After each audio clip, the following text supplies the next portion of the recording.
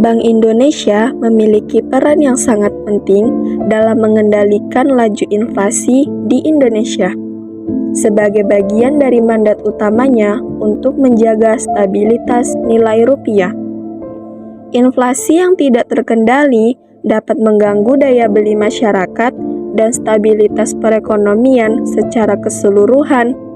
Oleh karena itu, Bank Indonesia menggunakan berbagai instrumen kebijakan moneter untuk mengatur jumlah uang yang beredar dan mempengaruhi tingkat inflasi agar tetap dalam kisaran target yang telah ditetapkan. Salah satu instrumen utama yang digunakan Bank Indonesia adalah penetapan suku bunga acuan. Dengan menaikkan suku bunga, Bank Indonesia berupaya mengurangi jumlah uang yang beredar di masyarakat karena biaya pinjaman menjadi lebih mahal. Hal ini menekan permintaan dan mengurangi tekanan inflasi. Sebaliknya, apabila ekonomi membutuhkan dorongan, Bank Indonesia dapat menurunkan suku bunga untuk meningkatkan jumlah uang beredar dan mendorong pertumbuhan ekonomi, meskipun dengan risiko peningkatan inflasi. Selain pengaturan suku bunga, Bank Indonesia juga melakukan operasi pasar terbuka, yaitu membeli atau menjual surat berharga pemerintah untuk mengontrol likuiditas di pasar keuangan. Cadangan wajib minimum bagi bank juga diatur untuk mempengaruhi kemampuan bank dalam memberikan kredit, sehingga turut mengendalikan inflasi dari sisi penawaran uang.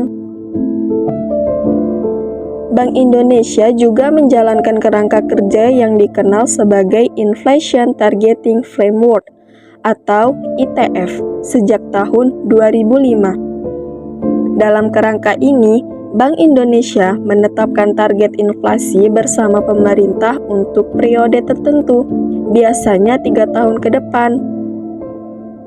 Bank Indonesia kemudian melakukan evaluasi secara berkala untuk memastikan inflasi sesuai dengan target.